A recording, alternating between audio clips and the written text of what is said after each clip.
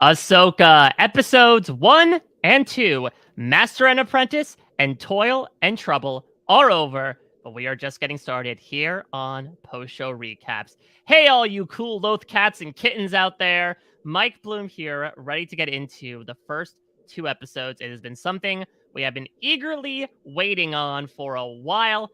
We watched all of Star Wars Rebels. I'm very glad that we did know in retrospect, as we are going to get into everything going on with Sabine Wren, with Harrison Dula, with Morgan, with Balin, with Sith, and of course, with the one, the only Ahsoka Tano, as we get into our weekly Ahsoka podcast here on Post Show Recap. Star Wars podcasting is back, and it is better than ever. I know that we started with a crawl on this show, but we broke into a full-out sprint by the end of it, as we have got a lot to get into. Of course, I am not alone here. I am joined by a motley ghost crew of my own, and despite the name, we are feeling quite alive, much like several characters that take lightsabers to the gut at the end of these 2 episodes. First, let me welcome in Spectre 2. Rich, how you doing?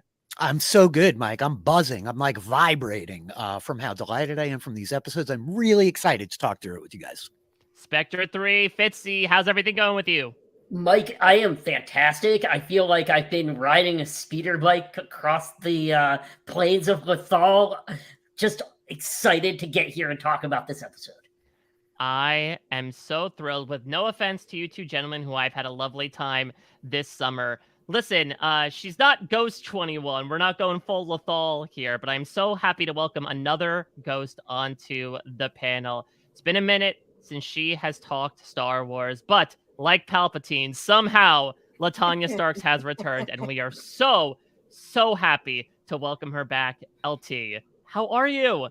I'm so happy to be here talking about Ahsoka with all of you. This is just a really cool show, right? Like, I'm overwhelmed by the amount of lady power that I witnessed in 2 episodes. So I'm excited to talk about it. Absolutely, as are we all, and hopefully you are all out there as well. Of course, we got a bit of a loop thrown our way, doing barrel rolls like Hera in the Phantom in that second episode, as it was released but a few days ago, that episodes of Ahsoka, which usually drop at that sweet witching hour, Dathomir witching hour of 3 a.m. Eastern on Wednesdays, instead, they're going primetime, baby. Episodes of Ahsoka are dropping now Tuesdays at 9 p.m. Eastern. We are going to be recording these podcasts Wednesday nights just due to scheduling circumstances. But the good side of that is that means you have plenty of time to send us your feedback. And boy, do we already have a lot so far. And you have a bunch of ways you can reach out to us. With that, you can, of course, email us, starwars@postshowrecaps.com. If you're a patron of Post Show Recaps, you can sound off in the Discord there. And we've got a brand new system of communicating. We've unjammed the signals, and we are opening back up the voice channels of Post Show Recaps. We have a voicemail line. I like to call it a hollow line because it's Star Wars, and we love our hollows. Don't just send me the same thing of Ezra repeating his statements of affirmation over and over again. Please don't troll me like that. But if you want to send us a voice message, you can go to speakpipe.com/PSR Star Wars Hollow, HOLO. Again, speakpipe.com/PSR Star Wars Hollow. And who knows, we might be playing your message on this very podcast. Just so you know, we are not only recording these and we're producing them into your lovely ears, but also we are hitting your lovely eyes. For the first time, our Star Wars coverage is going to be on YouTube. We will be releasing videos alongside our podcast on the Post Show Recaps YouTube channel at postshowrecaps.com/YouTube. So if you want to see all of our lovely faces, Rich and Brendan have dressed up in some fantastic Star Wars regalia. LaTonya is looking fantastic as always. I'm a bum, but it's fine. I feel like I'm representing Corellia, considering how much everyone hates that place. So feel free to check it out as well, and be sure to subscribe to the Post Show Recaps YouTube channel to check out not only that, but all the other great videos we have going on. We're going to try something new here. We're trying a bit of a new structure for this new show, so bear with us a bit. It might be a little sloppy, but I think we're going to have a fun time. I want to start by breaking down this episode and not necessarily hearing from the four of us, but reaching out again to that galaxy of lovely, lovely people out there who engage with our content and getting their thoughts. So the first segment we're going to start off with is something that I have cheekily called the Pathway to Peridia, because this is the gateway between us and the listenership of post-show recaps. So every week we're going to try to start off with an initial piece of feedback where a listener gives their thoughts about the episode, and we'll incorporate that into our own feedback and thoughts about the episode as well. For the first 2 episodes, we're going to start here with a message from the Discord from Elizabeth, who has very, very high thoughts about the first 2 episodes of Ahsoka. Elizabeth says, I am absolutely loving the feel of the show. I love the classic Star Wars aesthetic, but then we're kind of getting a little archaeological aspect with a culture we haven't encountered before. And then to bring in a Jedi myth is awesome. I love the overall feel, from the font and graphics themselves to the storyline, main mystery, and completing it with this great master and Padawan journey. I'm finding it all very appealing and alluring. I'm really thrilled with this 2-episode premiere. I'm feeling this Indiana Jones and space vibe too. Ahsoka appears to be very much in the niche of things that I love. Now, LT, I turn to you for a number of reasons. Not only because I just miss hearing your voice talk about Star Wars, but also you provide a very needed, I think, representation to this show in terms of fandom. In that, you did not engage with Star Wars Rebels prior to these 2 episodes. So all that being said, couched in, like you said, the girl power fantasticness that was these 2 episodes, combined with, your lack of knowledge, I should go so far as to say, with a lot of these canonical characters being brought in. How did you feel as you were making your way through these 2 episodes today? I agree with Elizabeth. I had a blast. I felt great about it. Partially because I did a little bit of homework. I watched some YouTube videos about the Rebels seasons, so I could get a little bit more of an idea of who we're going to be meeting in the show. But that still doesn't do the same thing as, like watching through the Rebels episodes themselves. But I felt like there wasn't a very high threshold to meet in terms of, like bringing in an audience that hasn't watched Rebels and like isn't familiar with all of the characters canonically. I feel like we got some really great introductions to them and their personalities, and they're all different but cool in different ways. And you really do get the feeling that these characters are lived in, even though there's only been 2 episodes of this show. So I felt great. I didn't feel like there was like a huge barrier to entry at all. That's fantastic. Dave Filoni is listening to this and throwing his cowboy hat in the air in exultation. He's thrilled about that, because that was probably one of the biggest things. I know certainly I saw reviews from certain people that maybe did feel a bit more like, okay, kind of took a little bit, they kind of threw us into the water and expected us to swim, but once we started breaststroking, it was all golden from there. Rich, what were your thoughts as someone who, on the opposite side of the spectrum from LaTonya, right, had been watching this show, built up this deep love for one character in particular that we'll get into? Did it live up to the hype that has been accumulating in your mind throughout this entire experience? This has been one of the most anticipated releases for me of the last couple of years, and I think it like hit the ball right out of the park. I think they nailed it.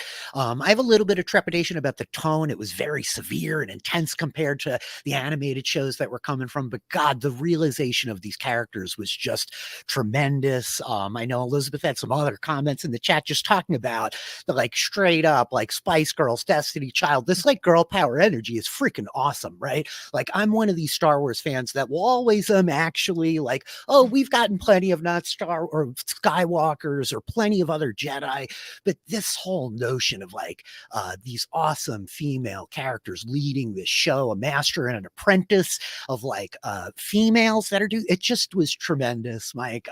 The second that like the music dropped in that opening title card, I was like floored. I'm right back to the trials of the Darksaber. We haven't even like barely gotten to the episode of all verklempt. I'm like crying for Sabine Wren. And then this interpretation of these characters that we love so much just felt so tremendously authentic. You know, Rosario Dawson has clearly been getting a lot of love for her portrayal of Ahsoka over the last couple of years since we met her in Mando, but Sabine like stole the show for me. Natasha Luberdizo like killed it.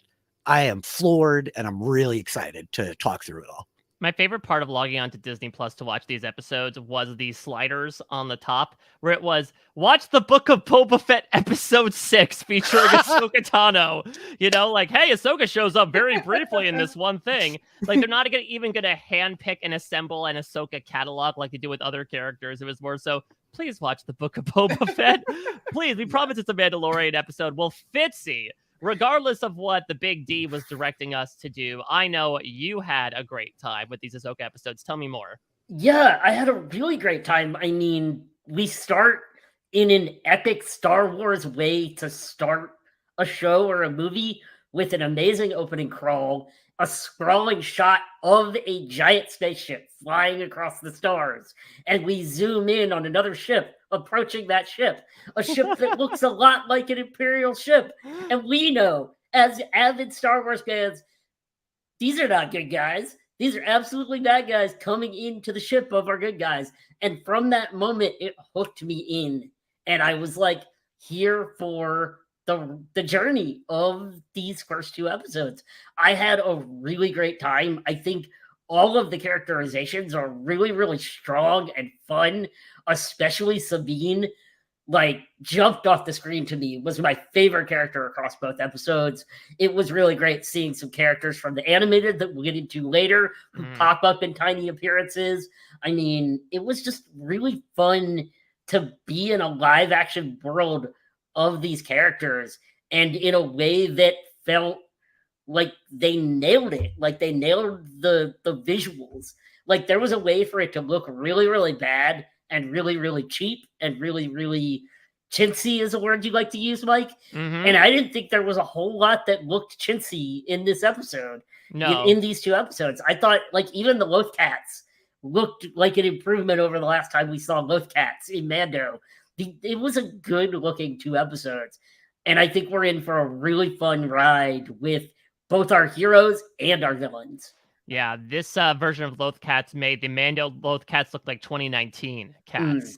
So I totally agree, especially from a production design perspective. I'm glad we sort of carried over the meticulousness that came with the Andor production as opposed to perhaps the volume-based stuff that we're used to. Specifically, getting to see the hand-painted live-action version of Sabine's armor really stuck out at me. And it was just awesome when we cut inside that New Republic vessel and we get, like, the baby blue and maroon, being reminded Star Wars is so damn good at visual language when it wants to be.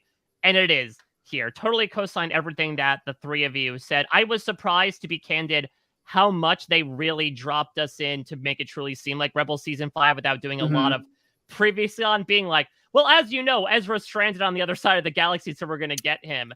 It's a really interesting way to drop us in, but I think being filled in with that knowledge, as well as kind of offboarding that and more so onboarding into something we are all unfamiliar with, which is, okay, I guess off-screen, Sabine and Ahsoka did some stuff. We had a whole Master and Apprentice to get into, so it was nice that while some people were obviously a bit more ahead than others in terms of pacing of knowledge coming into this, there is still a lot of stuff that surprised us no matter what level of your fandom, and I was so impressed by this so far. Let's get into our quick plot recap, because obviously we have 2 episodes to get into and a lot of points to dive in. So let's give an overall perspective as to what we just watched across nearly 2 hours of Star Wars content with Ahsoka. We open on a crawl. Now that's a name I haven't heard in many years. We're after the fall of the Empire, and sinister agents are already at work to undermine the fragile peace of the New Republic. There are rumors of Grand Admiral Thrawn's return to galvanize the Imperial remnants, and Ahsoka Tano has captured one of Thrawn's allies, Morgan Elsbeth, learning of a secret Imperial map. Unfortunately for Ahsoka, her prisoner's time under arrest will be short-lived, as Fitzy mentioned, the New Republic ship holding her gets a visit from a wayward Jedi, Baylan Skoll, and his apprentice, Shin Hati. Brandishing orange lightsabers, they waylay everyone aboard the ship and free Morgan, who it turns out they are working alongside. But enough about that. Let's get to our titular character, Ahsoka. Ahsoka goes to the ruins at Arcana, does an Arcana check, Rich, later revealed to be created by the Night Sisters of Dathomir, who also happen to be ancestors of Morgan Elsbeth. We'll get into that. With some expert-level Indiana Jonesing, she is able to get the star map she has been seeking and get to the ship, before the ruins explode. Meeting up with General Harrison Dula at the New Republic base, she reveals the map has the last known location of Grand Admiral Thrawn. There are whispers of him being banished to an unknown location. If he's alive, by proxy, that means Ezra Bridger could be alive as well. Only problem, the map is encrypted, and the only person who could possibly decode it is playing hooky for a dedication ceremony on Lothal. The Mandalorian Sabine Wren has lived a quiet life since the battle that ended Star Wars Rebels, growing out her hair, living in the communications tower, and reflecting upon a hollow message left by Ezra. When she reunites with Ahsoka, who asks her for help, we find out what has both characters in their feels. At some point, Ahsoka had taken on Sabine as her apprentice to train her in the ways of the Force. But along the way, tensions boiled, with Ahsoka severing the relationship, and things have become irreparable since. Regardless of the awkwardness, Ahsoka gives Sabine the mission, asking for her assistance, and Sabine responds in turn by disobeying her former master, taking the map back to her place. There, she is able to successfully decode it, revealing a map of 2 galaxies with a pathway in between. But before she can find out any other info, Shin and a series of droids drop in and take the map. Sabine takes up the lightsaber for the first time in a good while, and it ends poorly as Shin stabs her through the stomach and leaves her for dead. Luckily, she's not dead because, come on, this is Star Wars. Sabine is recovering in the hospital as Ahsoka tries to trail where the droids may have taken the map. After taking out one that was still perched in Sabine's place, our heroes find out that they come from Corellia, a site of the New Republic shipyard and Morgan's supposedly shut down Imperial facilities. As Ahsoka goes off to continue the search, Sabine gets encouragement from both Hera and former Jedi Academy droid Huyang that her former master needs her just as much as she needs Ahsoka. Meanwhile, Morgan, Baylan, and Shin take the map to an outcropping of rocks on the planet Cetos. Morgan says that the site was created by, quote, an ancient people from a distant galaxy, and shows how Thrawn was banned in what's been known in myths as the pathway to Peridia. She feels Thrawn is calling out to her as Shin gets set to Corellia to assist the next part of their plan. Speaking of Corellia, we see that its new ownership is taking advantage of their predecessors, hiring former Imperial loyalists to break down previously made Star Destroyer generators for use in the New Republic. But there's a lot of side-eye going on, and I'm not just talking about the control room goons glancing at each other every 3 rounds. Hera clocks that a giant hyperdrive is being transported for a mysterious project, but before they get too far, the Empire strikes back and promptly gets dispatched. Ahsoka and Hera then take on the problem on 2 different fronts. Hera, focusing on the transport carrying the hyperdrive, gets back in the cockpit to do some fancy flying. And thanks to an assist from Chopper, she gets a tracker on it before it jumps. Ahsoka fights against a droid and the mysterious Merrick, a silent Sith carrying an Inquisitor lightsaber. Though Merrick gets away, Ahsoka immediately gets a win when she receives a holo from a freshly shorn Sabine. I'm ready. Here, we're treated to the wordless live-action adaptation of the final scene from Rebels, as Sabine leaves Lothal behind to go off on the mission with Ahsoka. They track the transport to Cetos, where we see the last hyperdrive being put in place for the Eye of Sion, a giant apparatus that is in Mount Doom and has a ring to undo it. Nope, it's a giant apparatus that hopes to reopen the pathway to where Thrawn is. As Morgan talks with her rogues gallery, Baylan remarks upon how Ahsoka is onto them, and for their project to prevail, she must die.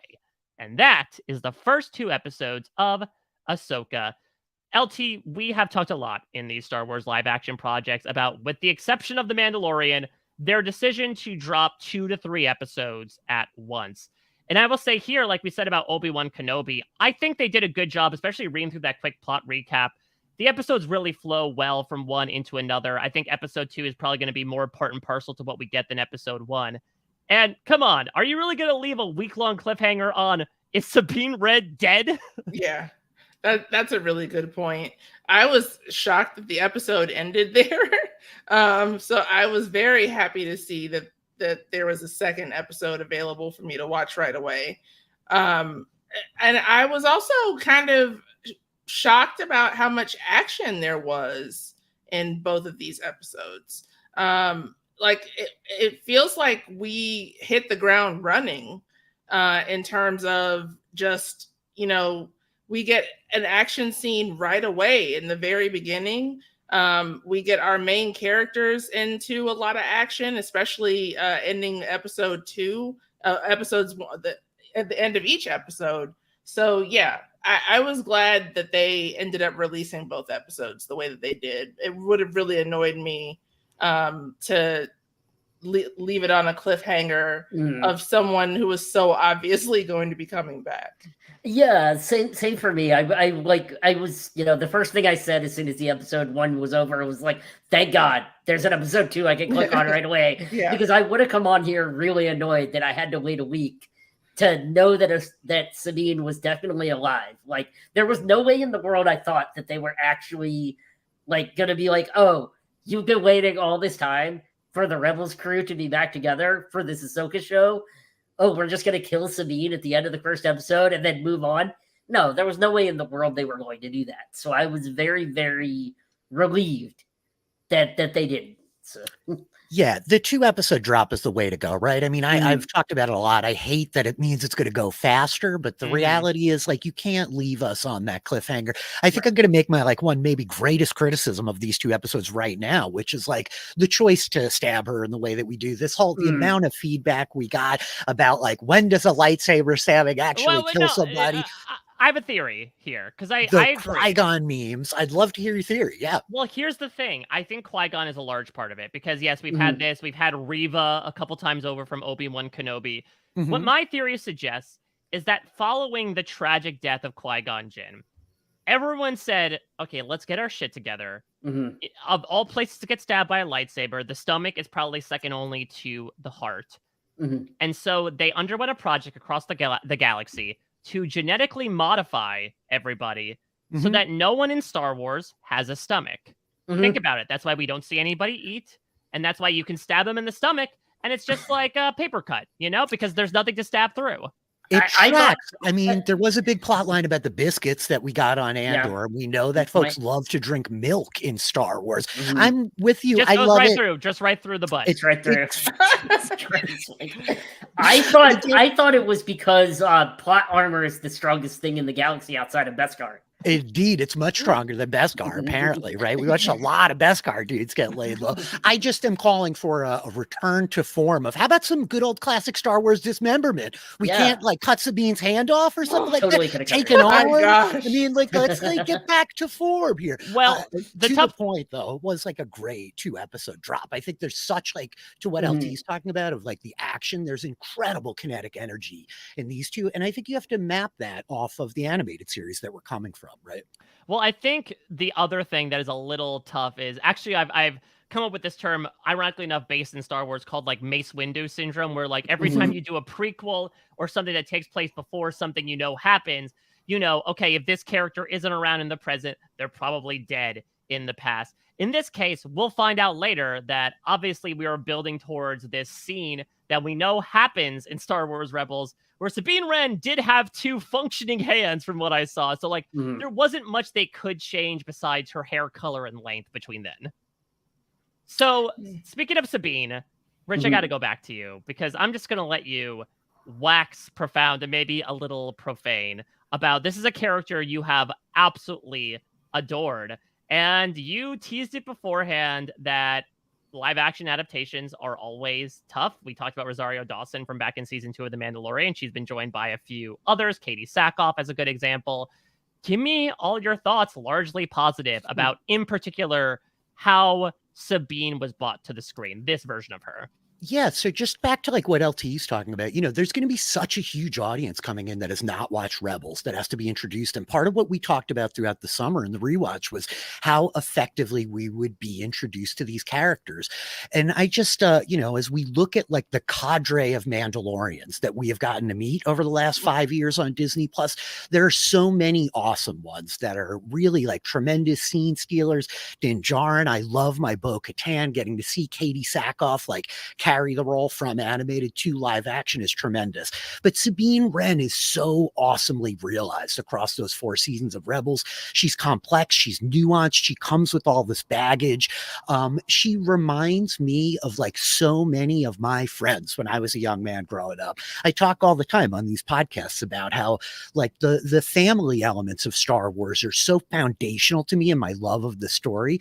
But Sabine embodies these aspects of like a number of friends that I had when I was a 10 and 12-year-old kid that were tomboys, that challenged convention, that like pushed the envelope a little bit. And as we saw her, I think that like this jump, a lot of fans like myself are going to have trepidation about moving away from the characters that portrayed these people, or the actors, I should say, that portrayed these characters in the animated features. So to get to see Natasha like step onto the screen so fully formed and wearing the baggage of 4 seasons of TV that she has not gone through the performance of, right? It felt like she really internalized that in a way and translated it so powerfully. The like lingering presence with Ezra, everything to like echo what you guys were talking about with the set design and the production just lent so much to the situation that we find this woman in. I think if you're meeting her for the first time, she pretty capably like stole scenes out from every other person that she kind of shared them with. And all of like the accoutrements around her just so powerfully articulated where she is in her life, right? That she's a little lost, that she's got like this ghosts of her past kind of haunting her in a way. And then as we get to the close, part of what I loved so much about this 2-episode drop is the final beats of episode 2 are like, we're literally doing shot for shot, like the epilogue of Rebels as she touches the mural. The like breaking out of the armor and the cutting off of her hair, like chills, man, to see her transition.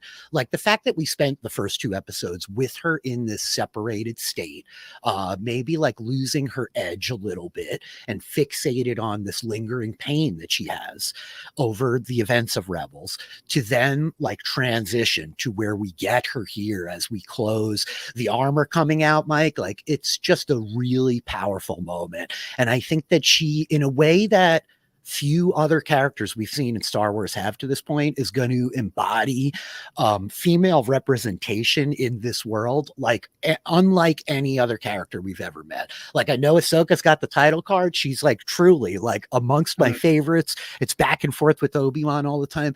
But Sabine is just so like kind of larger than life and real. Like there's so much texture to her. The artistry, she's a many layered character. And dare I say, you guys, but this is not something Star Wars does a lot. Star Wars likes like archetypes. We like pretty straightforward, sometimes 2-dimensional characters, and that's okay because they serve their roles in the story really well at various times. But I'm just so excited to see where this journey takes us, and I thought it was like such an incredible representation right out of the bat. The J.J. Abrams like Star Trek opening scene of it all notwithstanding, like I loved it, dude. Yeah, more of Sabine on like speeder bikes being a badass, please.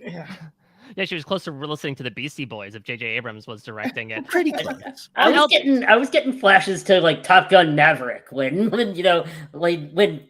Tom Cruise is like, "I'm back, baby," and he's like riding his motorcycle in his leather jacket, and all the fighter jets are going around him, and it's like that's the vibes I was getting of her riding across the plains of Lothal, and it speaks to the character that like you could come in to this show and that moment with Sabine when you first meet her, and you don't necessarily need all of Rebels, I don't think, because you've seen this type of character in this type of way who's supposed to be somewhere they aren't, and all of a sudden they're racing down the highway in a car or a plane or whatever, and it's like this is like you immediately understand who this character is as she's riding down that highway.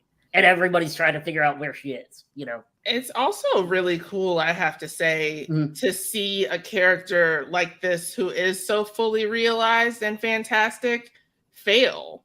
Yeah. Right. You know, like as she says, right? Like the first thing that happened when my master came back into my life, I biffed it. Yeah. I mean, she got her ass handed to her by Shin. Yeah. And the two droids, or one of the droids anyway. And it's I think it really does just endear the audience so much more to her as a result of that, because you know, we all go through times in our lives where, you know, we're out of practice at something and we get called upon to do it and we just don't do it well, you know? And so it's great to see, you know, the beginning of, for me anyway, it's the beginning of a true hero's journey with this character that's so amazing and so fully realized off the page and onto the screen. Yeah. It's like so awesome because she was still really capable while like coming up against adversity and not being able to overcome it, right? Like we don't show her being like this fumbling kind of dork, right? Like she's got her stuff together pretty tight, but then she comes up against this insurmountable object. And I think it's a really good point, LT. It's such a good setup. And not to mention that she has a little bit of that like rogue energy to her as well. Of course, it's discussed a number of times of like how she is a young upstart. I think we'll talk about that a bit with the revelation of the master and Padawan relationship, which is like poetry. It rhymes across. But even something like when the droid head is brought back to her, and she is told many times by David Tennant droid, like, please don't blow us up. Please don't make it overheat. And Sabine's like, nope, I got it. And even when you think that it fails and he pulls the plug at the last second, she has the location. And as Hera will point out a number of times, like she is the catalyst to able to move these plot points forward. I'm glad that we saw that other side of her, of kind of like the first act of every Rocky movie where she's like out of retirement, down and out. Then to get her groove back and jump back into it. I know we'll have a lot of stuff to still talk through between these two as they work more together. But it was nice to kind of get us back to what we thought at least was our landing spot for Rebels. And speaking of landing spot, let's talk about the Twi'lek pilot that we love so much. Hera Syndulla, played by Mary Elizabeth Winstead. And I really enjoyed her as well. She did have, I think, less to pop than Sabine with in terms of material. But Mary Elizabeth Winstead has such great arms crossed energy. And not in an arms crossed way of like, I'm mad at you, but just a like, oh, you. Oh, these crazy kids. I mean, LT, I'm not sure if you sort of picked up this energy either from your research or not, but like in the found family that was the Rebels group, Hera was definitively the mother. And so I think I very much got that tone carry through in the way that she interacted with Sabine in particular. And I'm glad she had more to do in the second episode as well. I was worried she'd kind of be relegated to base like she was a few episodes of Rebels. But Fitzy, you're the one wearing the pilot's uniform. Give me your thoughts about this version of Hera. Really fantastic. I mean, I think she looks great. She sounds great. Mary Elizabeth Winstead is a really fantastic actress. So, you know, she's pulling it off like really fantastically. I was a little underwhelmed by episode 1 just because she didn't have a lot to do, but then she really comes in and shines in episode 2, especially you know, when she's trying to like encourage Sabine to fix the droid head, and Hu Yang is like, you know, what do we, you know, it's easy for you to not tell me to pull this out because you're just a hologram. And she just gives him this look like, okay, yeah, fair. I am a hologram. I'm not in danger here. But it's really like, she's such a fully like awesome character to have in the mix here, because she's distinctly different enough from what Sabine and Ahsoka bring to the table, where she's the general. She has the, you know, the wartime experience recently that Sabine and Ahsoka don't necessarily have with this new republic and how things function here. And so she brings a knowledge base that I think is going to be really helpful throughout the season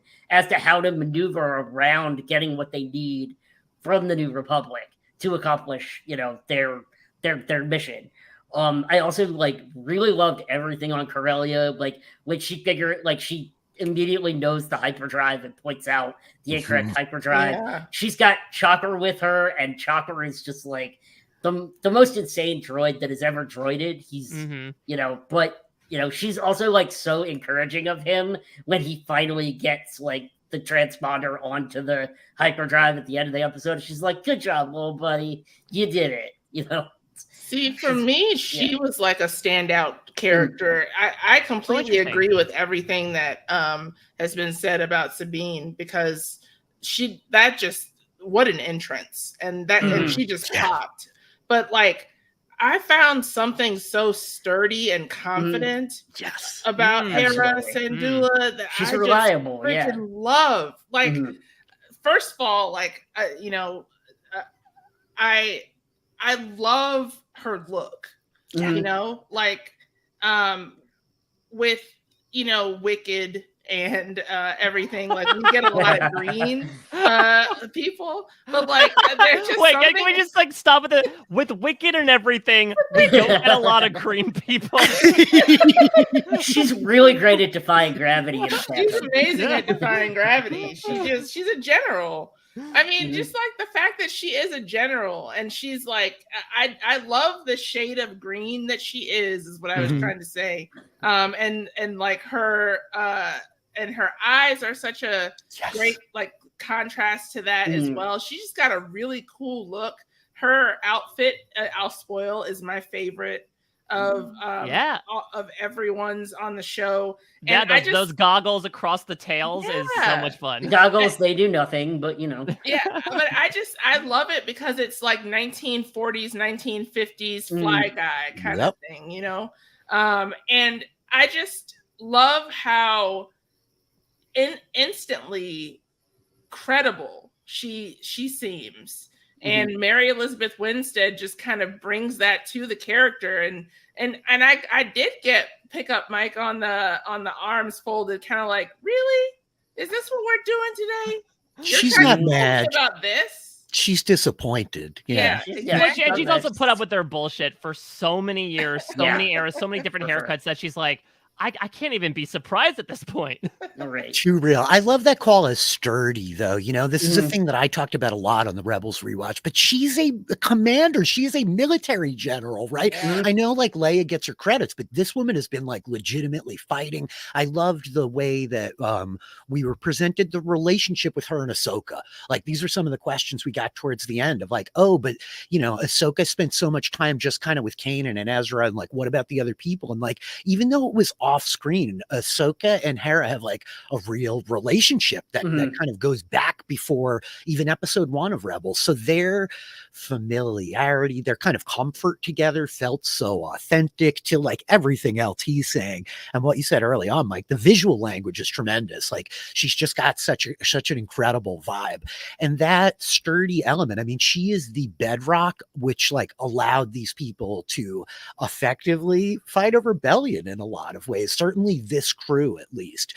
That like maternal role with her and Sabine, I forget the exact lines, but where she's saying like, yeah, but you need to hear this now. Like, I'm going to be the one to tell you, you did a good job. Like, oh my God, please, like mom vibes. This is just, it just is excellent. And I loved getting to see her with her boy Chopper. Like, no, Chopper, we can't do a war crime.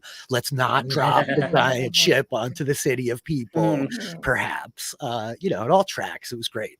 So I would say, if we're going around like our requisite sticking points, I think my one that I'm leaving the episode with is, I think it's understandable that we're all chomping at the bit to talk about, we love seeing Sabine, we love seeing Hera. There's also a character named Ahsoka Tano in this. And I would say, I think maybe like my one misgiving about this episode, it's small, is that I think maybe the attractions of Ahsoka so far have been less focused on the Ahsoka character. Maybe it's because she is so ingrained into canon. We've seen Rosario Dawson play this character before, that there's so much more new than the old. That being said, she is going to be obviously the central character here, is going to be our character moving forward. I'll go back to what Elizabeth said, and I even invoked it in my notes. Like, I love the Indiana Jones vibe of it. We'll talk a bit more about like what we think we're exactly going for with this map and this mystery and the path to Peridia and everything. If this does seem to indeed be like a grand relic search, like is to be assumed about under the Disney umbrella over the course of the summer. Brendan, what were your thoughts on this version of Ahsoka in Ahsoka so far? Well, here's the thing about like what to sort of counter what you were saying. I mean, yes, this show is called Ahsoka, but the characters that people generally grab onto in Star Wars, a lot of times that are their favorite characters, are the roguish secondary characters. It's not necessarily always Luke is your favorite character. Most people don't want to cosplay as Luke when they're playing Star Wars with their friends when they're 12 years old. They want to be Han, or they want to be Chewie, or they want to be Darth Vader. Not a lot of people wanted to be Luke, at least when I was growing up. I mean, even though Luke is supposed to be the star of the movies, like Luke is kind of a weenus. And so, I mean, not. But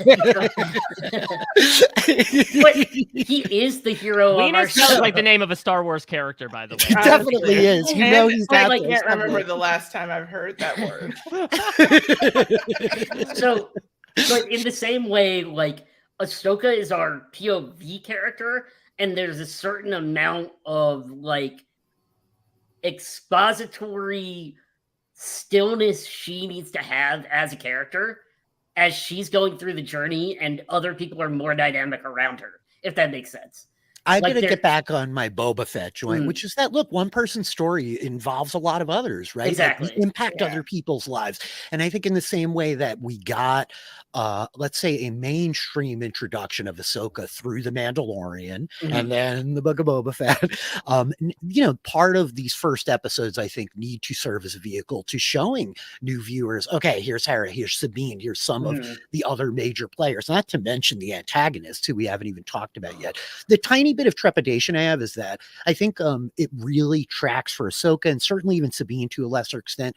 We met these characters as these really young, vivacious, like quippy Spider-Man, like having fun in the middle of the battle, even though I'm a child soldier energy, right? Like they're both animated shows. War. Exactly. But they're both like animated shows that are fundamentally geared to a younger audience. And so I think we lost a little bit of the levity and a little bit of the fun with Ahsoka and certainly Sabine. And I think part of that is very intentional in that we're coming back to them older, jaded, a little bit cynical. They've lost a lot. They've won the rebellion, but what about all the friends they lost along the way, right? And that's like haunting these two characters. So I really hope that we find a good like fulcrum, pun intended, to like transition over to a little bit more of like the things that made them so kind of beloved to begin with. Like these are fundamentally optimistic people, and I think it's really important that we don't lose that to the core of them as we develop them.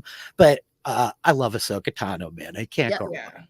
Yeah, I mean, Rosario looks great. I mean, the character is great.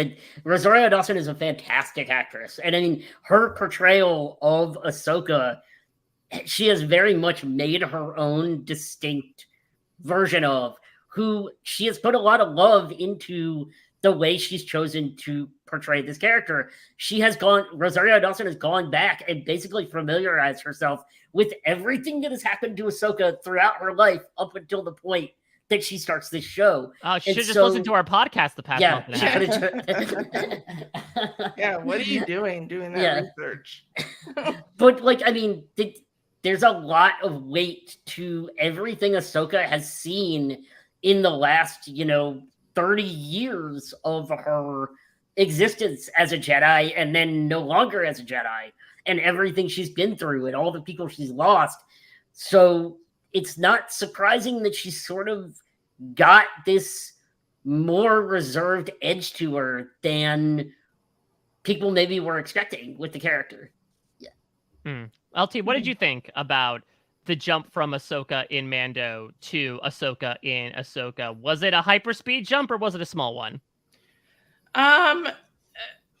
It seemed like a bit of a small leap for all Star Wars kind.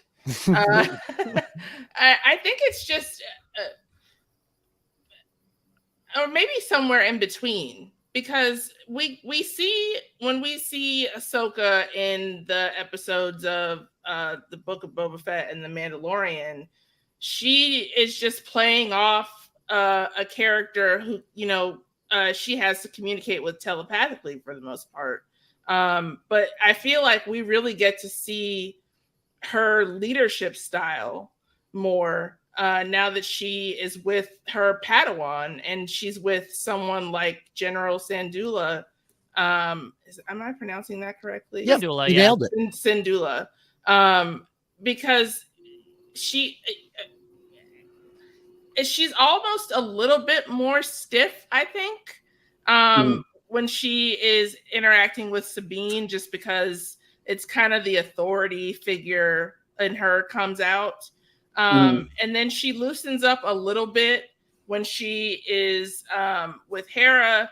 And then when the fight scenes happen, she's just like all out. Yeah. You know, like it's tremendous. It's amazing to So witness her doing these fight scenes. Like, and you can see that the work went into them, but the moves that she's executing are so difficult, but they look so easy. It's just a backflip over a lightsaber being thrown. Having like transition to the action out of animated, I mean, that's part of what we raved about. When you're doing the animated shows, like your imagination is really the only constraint, the budget, right? Like they can create so much that's so hard to recreate in live action. And as she starts like working those droids over LT, I'm like delighted. She just, you see her backing up towards that hole, and like it's just so awesome to see her apply all of these like tactics and all of this knowledge and outclass the people around her. It was awesome. So good. Yeah. Well, that being said, I mean, I think one of the reasons why we talk about perhaps the stiffness with Ahsoka or like this moodier aspect to her, it's because of something that none of us were aware of going into this series, to surprise even the most devout of Star Wars fans, which is at some point between the Battle of Lothal that had Thrawn and Ezra disappearing to parts unknown until that last scene that we saw, Ahsoka said, yeah, you know what, Sabine, you're pretty good with that lightsaber. You want to train as my apprentice? And this is such an interesting note for a number of reasons. Because, as Ahsoka is going to remind us in episode 2, she has her own very complicated relationship with not only the Jedi Order, but her own master as well. And so it's so interesting. I mean, let's map it onto your boy, Rich Kanan Jarrus, who similarly, like, lost his master before he could complete his training and is now kind of fumbling in the dark as this new master trying to train this boy, this apprentice, in the ways of the Force when he himself is still trying to figure it out.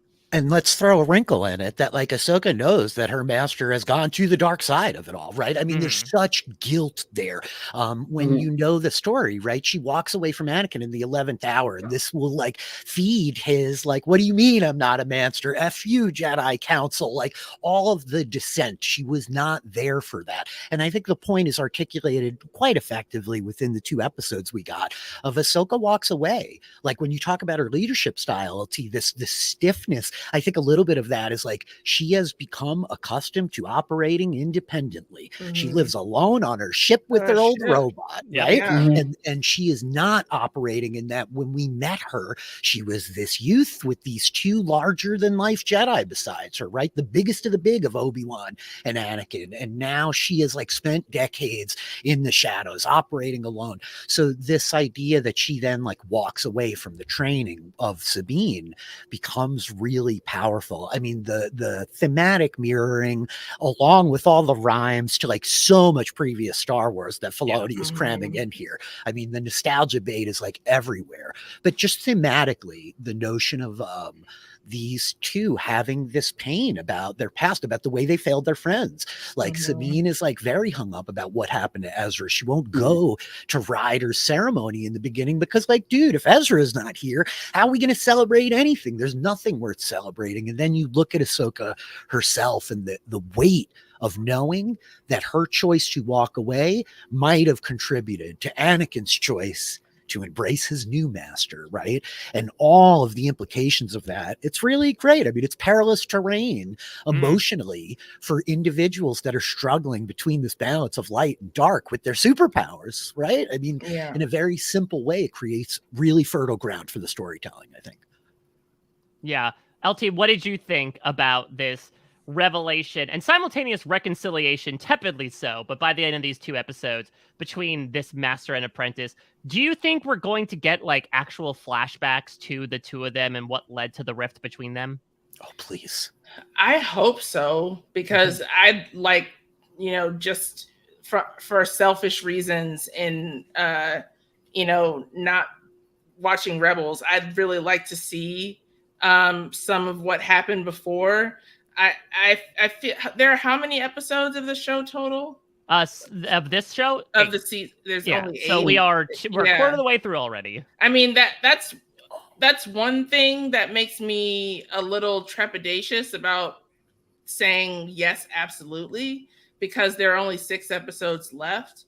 But we have to get some form of flashback because Hayden Christensen is like one of the people who's mentioned as part of the cast. So, but I also want to know what exactly happened between Ahsoka and Sabine, and I'd like some more information too about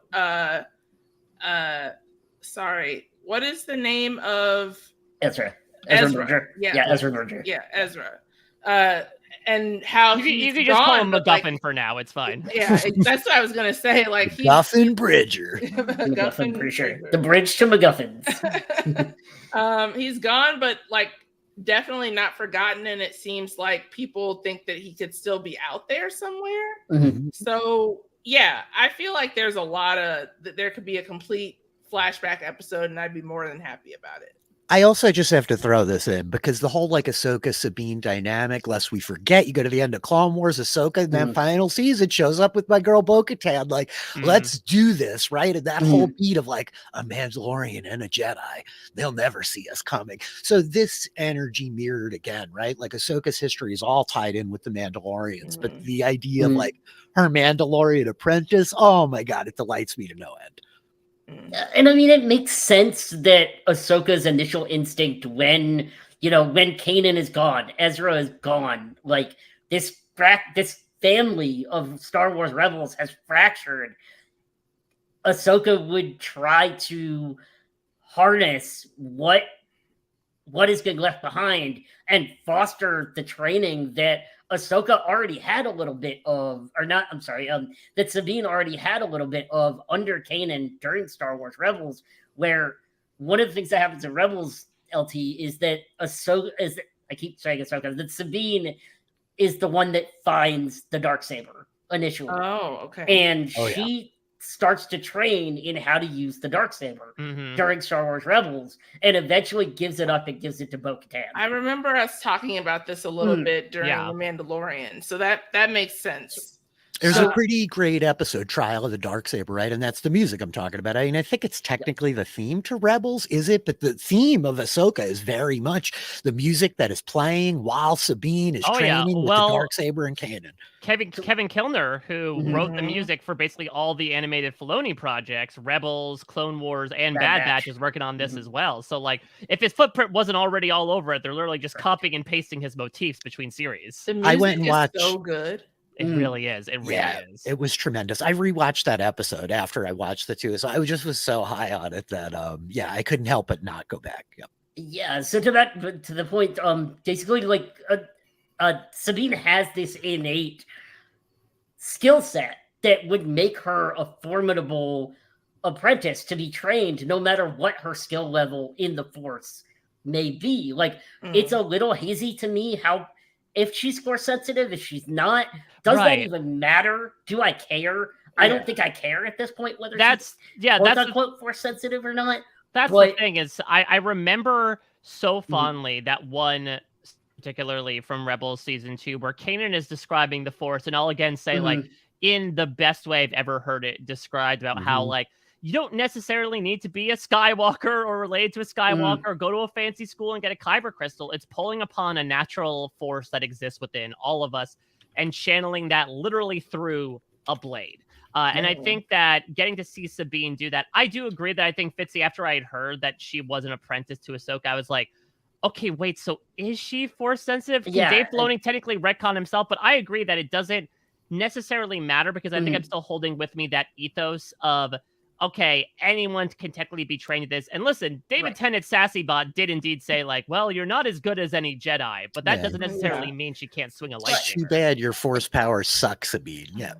Quite honestly, she's awesome. You know, she is quite awesome as a warrior. Like, I mean, she's one of the most skilled warriors in all of Star Wars, as far as, jetpack use, blade use, gun use, explosives. I can't wait for her to throw out some explosives this season, I hope. But it makes sense that Ahsoka would take her on as an apprentice. And also very easy to see from what we know of Sabine and this character we're shown in these first 2 episodes, why they probably fell out. Because she couldn't be Kanan or Ezra. So I very much expect like a frustrated Sabine to explain, I knew I couldn't be Kanan. I knew I couldn't be Ezra. I knew I couldn't be good enough to stand as Jedi. So what was the point?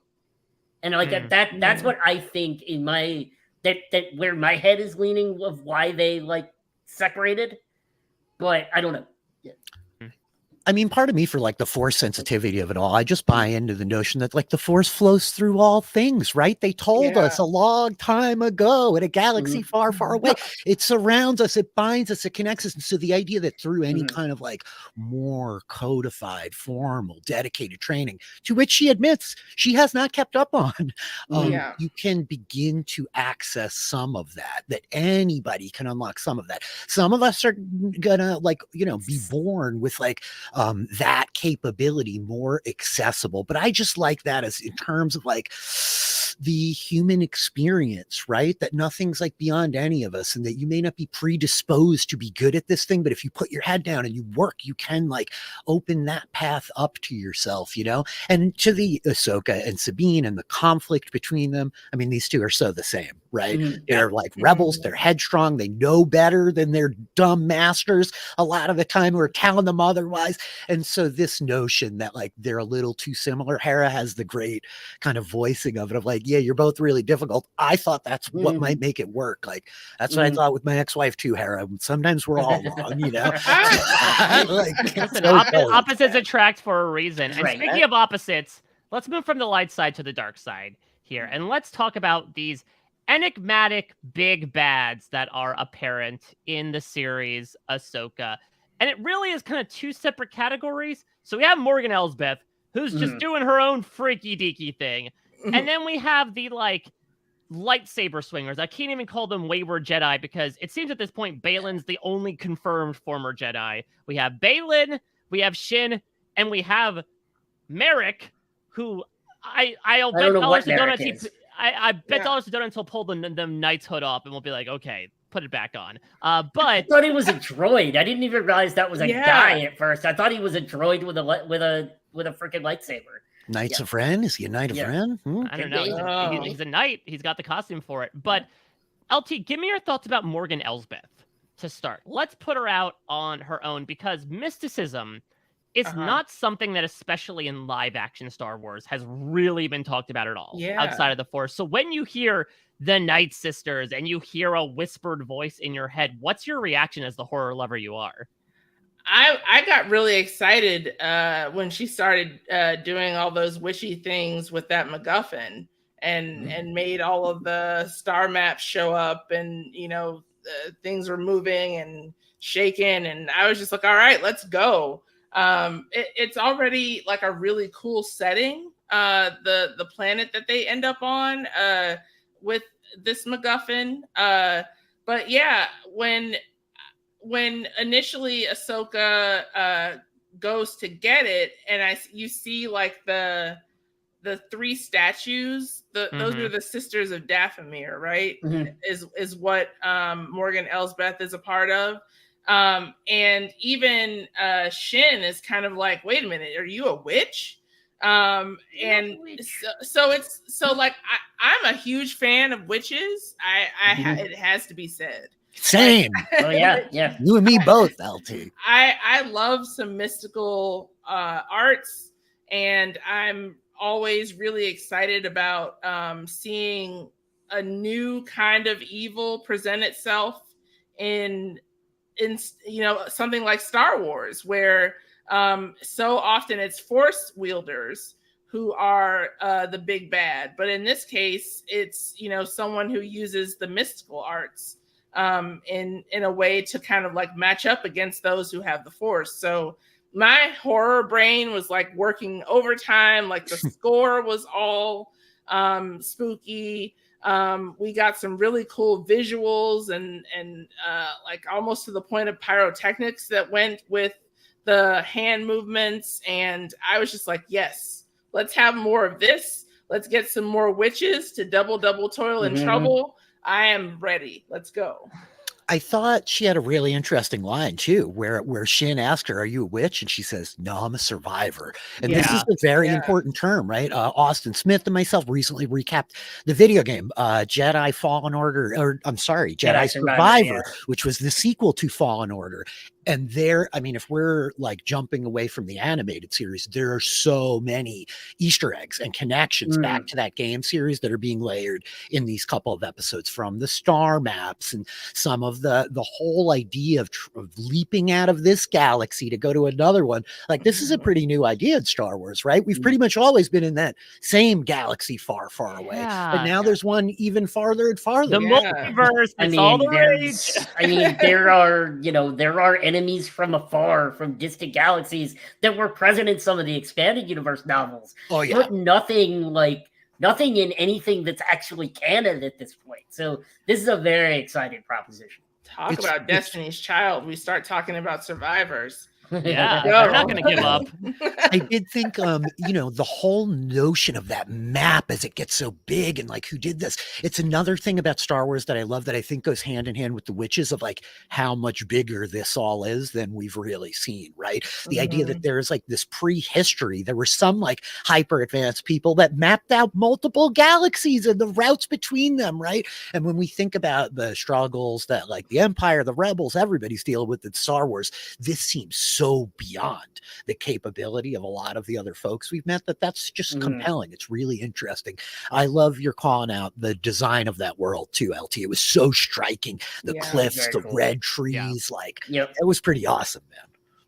Yeah. So, and it's, again, maybe I have such a biased perspective on the Night Sisters that when she said she's related, I'm like, okay, take off the wig. Where's your bald head? But like, I don't know. I mean, so you had said that this was the magistrate from the Mandalorian episode that Ahsoka appeared in. Yeah. I have to go back and watch that because like I didn't like the symbol on her head. I didn't notice until she was invoking that. She's clearly been aged up a lot. I think they're trying to convey that 3 years of time or 5 years of time that we sort of didn't feel between Mando 2 and 3. But yeah, that was the whole Ahsoka introduction, was the capturing of Morgan Elsbeth, the demanding of Where's Thrawn, and now she's back with like much grayer hair. Clearly it's like been some years.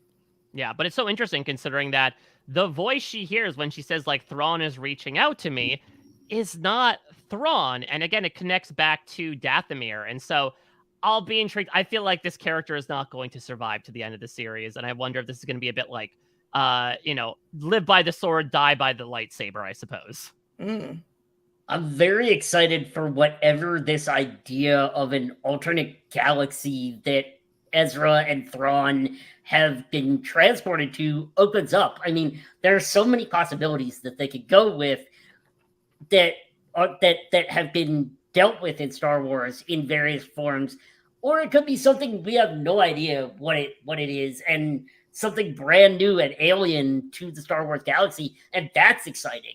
Like, if it's something that Dave Filoni had an idea for and is bringing in, and it's this brand new Star Wars thing that we get to explore, that's really exciting too. And to have it brought by the Witches of Dathomir, who's a race of people that we've wanted to see in live action forever. Like, this is really, really cool. Yeah. Well, you know what? It could happen. They cross that threshold, go through the pathway, they end up in an animated world. Oh, an animated world between worlds. Can I ask a question of the room? Did you guys have a sense of like who the authority figure was between our like Balin skulls and like our Elsbeths? Did it seem clear like who's in charge? It seemed clear to me that she was, but it seems to me like I know they make an assumption initially when they hear about the attack on this convoy of like, oh, these mercenaries were hired. I mean, assassin droids were hired out to do this. So it seems like, and I guess we'll find out more about Balin and Shin because we have to, because we really know nothing about them, that I would imagine that maybe these two were people who were in hiding and are now sort of offering their services because people don't care nowadays, especially after the fall of the Empire, that Jedi survived Order 66. Yeah, mercenary knights. Yeah. Yeah, it's really cool to see. I mean, it's very unfortunate that this is one of the last performances by the actor Ray Stevenson that played the Balin. So it's such a beautiful postscript at the end of that first episode in dedication. Yes, and he looked I great. thought so too. Yeah, that's what I was gonna say. Like, so imposing because he's so tall Mm-hmm. and and so like big. he's like, huge. yeah. He's like he's just like a brick wall. That's the thing. Yeah, I feel like when it comes to like Jedi, we're usually used to like the Count Dooku kind of like lithe and more dexterous, as opposed to just like the absolute brick house that is this barrel-chested man standing there with his giant cape. Yeah. His line delivery too, it's so imposing, right? It carries that magnitude of his presence, and the writing for him is like pretty good. I mean, he's pretty compelling already, but yeah, what a presentation. It's sad to see him go because this is a character I would like love to know we're going to get more of in years to come. So let's talk about, we've mentioned the word many times, but the MacGuffin. At this point, what seems to be the central plot conceit, and what makes it a very fun MacGuffin, is that we have truly a dyad, as we are accustomed to in Star Wars, existing within this nether region, for lack of a better term, this distant galaxy that contains both Grand Admiral Thrawn and Ezra Bridger. And I know that Ahsoka vocalized this idea of like, well, we're not just saving Ezra, we're preventing war. But I do find it really interesting that we have these parallels of these two sets of characters trying to get to the same location to essentially find different people. I think that's a really interesting twist, LT, on a trope that we're usually used to. Yeah, it is really interesting, and it becomes a race, which, you know, is cool in and of itself.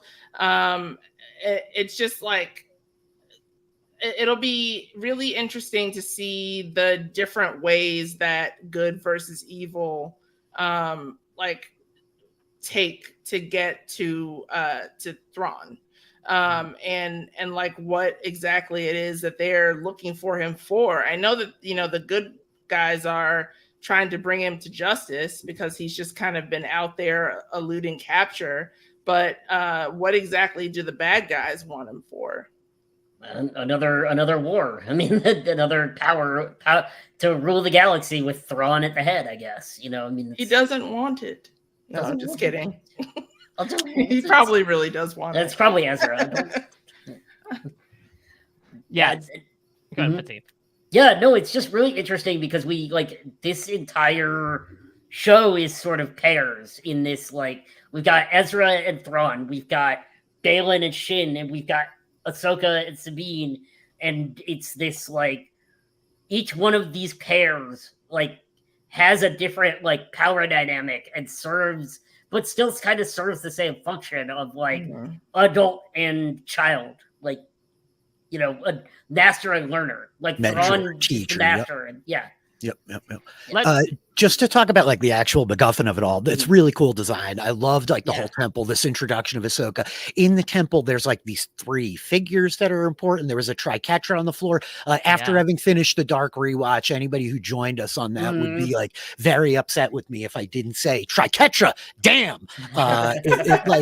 It seems really interesting, but I love the way that Ahsoka interacted with all of that, and she's touching the pedestal and kind of reflecting on some of the Force memories, and then the way that the whole thing actualized. I mean, I just talked about it, but that star map was sick, man. Yeah, like so that good. looked so cool, and the whole setup of this kind of Stonehenge place being a place of power, the green Dathomir fire, like just all the little details to the design elements there, like they're adding up to like greater than the sum of their parts, for me at least. Like, I feel really curious about learning more of like who made this, where did it come from. We may never find out, but like I'm excited about it. Or, you know?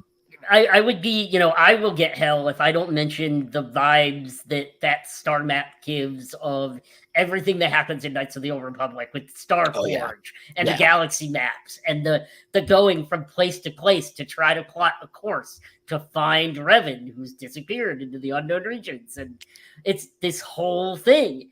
And it's like incredible. Like, so the vibes are all there. The look of it is all there. And so like I'm sitting up last night, like are they actually trying to make a reference to Revan, or is this just like flavor text? Is this just like, is it? Yeah, I was going to say, Brent, like Revan, for anybody who doesn't know, he's a really notable character from like a pretty beloved series of video games from 20 years ago of like a Jedi who then turns to the dark side. And like, if you are familiar with the iconography of the character, if you're familiar with like, again, the accoutrements around him, you look at this guy, Merrick, and there's definite like Revan energy there too. Absolutely. I think like the callbacks to all of these super peripheral Star Wars properties in the extended novels, in the old video games, in the more modern video games, they're everywhere. And I just am impressed because I know a lot of times Star Wars gets hit for like trading on the nostalgia bait. A little bit of like Mando season 3 criticism was like there was too much emphasis on guest stars and the remember wins, but this felt like such a good balance of introducing Baylan Skoll and Shin Hati and these new characters alongside the homage to like everything from before. It was a good balance for me, at least. I think so too. Let's call our shot right here. We shot first. We'll go around the horn here, the episode number that either Grand Admiral Thrawn and or Ezra Bridger will appear in Ahsoka, and who will we see first between the two, LT? I would say episode 4, and we will see Thrawn first. Okay, Rich, you agree? Okay, I think it's also episode 4. It's an excellent guess, LT. I think it's going to be Ezra first, though. Oh, Fitzy, what about you? I think it's Thrawn first, and I think it's. I mean, not to be the echo chamber, 4 jumped into my mind at first as well. For some reason, like episode 4 makes sense to me. For some reason, also that's the episode I'll miss. So of course, something big will happen that week. Of course, because that's the way of the universe and the galaxy is. I'll be sitting at the beach and Grand Admiral Thrawn will make his grand return, and that's how this will go. But I'll go sit at the beach for you if you really. LT loves that. It's probably this horse and it gets everywhere. I'll push it a little bit. I'm gonna go 5. I think this is exactly what's going to happen. I've been so good with my hot streak on BSG that I think what's going to happen is they're going to get this distract signal. They think it's Ezra. They're rushing in and they see a familiar blue pallid tone greeting them. And it turns out that they've instead been intercepted by Grand Admiral Thrawn. And that's how we close out episode 5. Is his first word fascinating? Yeah, it could be that. Well, he just like looks at them on the radar. Fascinating. Turns out it's better than Ezra.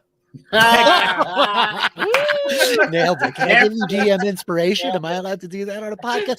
I think we're going to open with like Ezra, like painting watercolors on an easel. It's going to be like something like this of like, look, Ezra's got a good life. Everything worked out for him. And then Thrawn's going to come in and we're, oh my God, please, Ezra, And then he chops off Ezra's hand. Yeah. I can't paint anymore.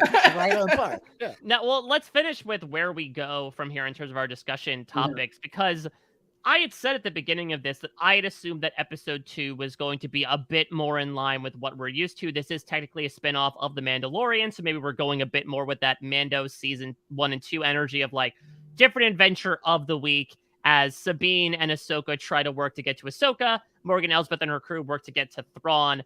Fitzy, do you think we're going in that direction? Do you have any sense as to where we might be going in the immediate future? I think we're all sort of heading to the same place. I mean, I think that this is one of those shows where the good guys and the bad guys are going to continuously encounter each other just about every episode as they're racing to see who can. It's the Amazing Race. They're going along, seeing who can get to which pit stop first. That's too much synergy for me, Fitzy. Yeah. I need to keep my specific foods separated. I can't mix them much. We already talked about how they're pairs. Which of these pairs is going to win the Amazing Race and save the galaxy? No, Sabine and Ahsoka would do really well until they inevitably break down halfway through the race and just start screaming at each other. Are Hera and Chopper just already out of it? Is that what it is? No, I mean Chopper is like tripping people at the starting line, sabotaging all the other teams, tripping people. He'd be blowing cars up. This is honestly the least sociopathic Chopper was because he was stuck to the ship and couldn't do anything to these poor people. Chopper's hilarious. It's very funny, right? I love that they tweaked his voice a little, even a little more, that you can understand what he's saying. Yeah. He's like, "Did you go through my stuff?" And she's like, "No, I didn't go through your stuff." Like, Rich, what about you? Where do you think we're all going on to Cedos next week, and this Stargate of the Eye of Sion is going to be activated? Yeah, the Stargate is awesome, right? Stargate. This is Obi-Wan's like hyperspace ring around his ship in the prequels, right? We're going to put this thing around the Chimera, which is Thrawn's ship at some point. Like, yes, I feel like probably we drive there. I mean, an 8-episode series, there's only so much gallivanting around we can do. To Brendan's point, I do think like the more conflict we get between, especially when we get this like dangling line of Baylan Skull, like it will be a shame to have to kill her. There's so few Jedi left. Like there clearly is still this like lingering reverence, respect maybe for the Jedi Order and their teachings. Like to some degree, he has extrapolated this to his own apprentice, to the Filoni of it all.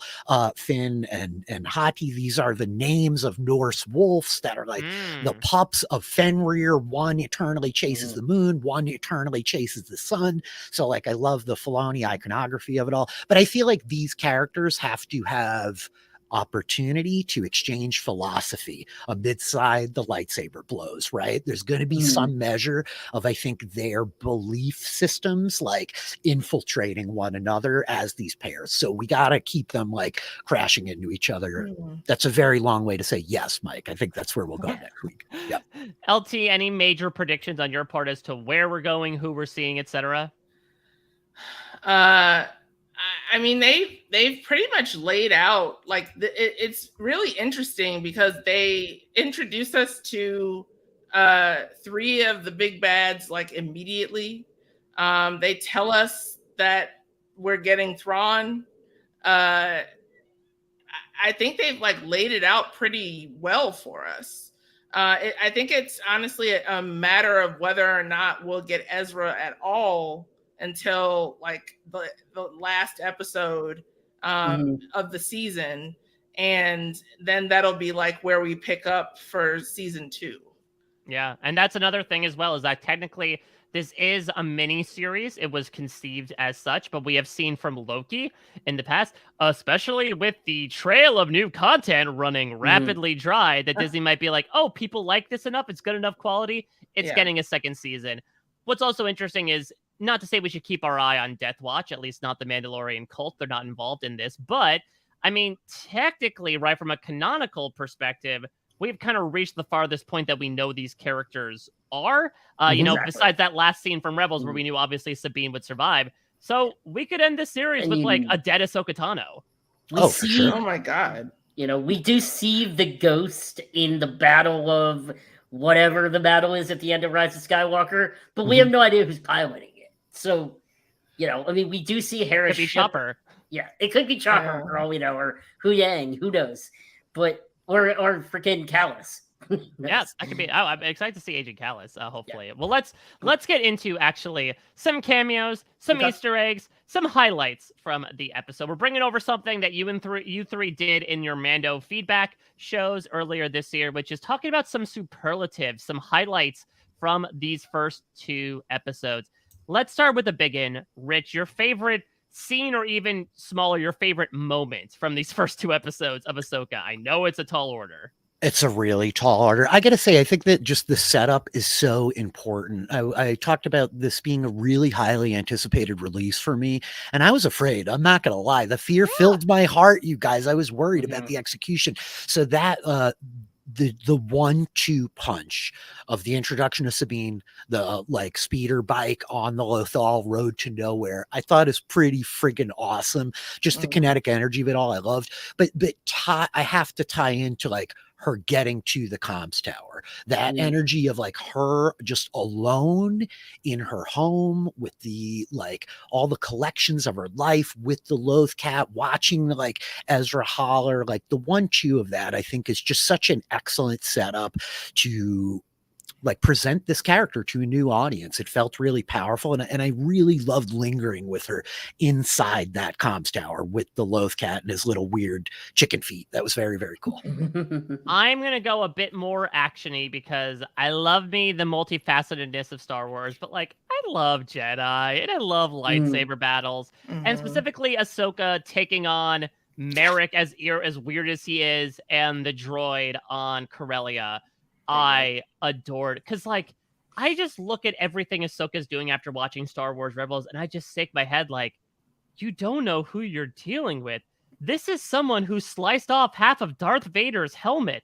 That's Darth Vader. Yeah. You don't want to trifle with Ahsoka Tano. And I just feel like the fluidity with which she moves, I love the uniqueness of her two white lightsabers, like almost two short swords, the way she's able to do the Anakin Skywalker, cross hold for a hot second, the way she uses the droid as a shield for a couple of blows as well was so well done. But of course, the coup de grace is of the Matrix-esque backflip as, Merrick tosses his wheelie lightsaber. I think it's only a matter of time before she gets his ass. And again, for someone who I felt maybe was a bit more relegated compared to, again, a lot of the bright newness of some of these fantastic adaptations, it was nice to be reminded that Ahsoka Tano absolutely kicks some ass. LaTonya, what about you? I think it's, for me, a tie between watching Sabine take that speeder underneath the that like shuttle or whatever, that ship.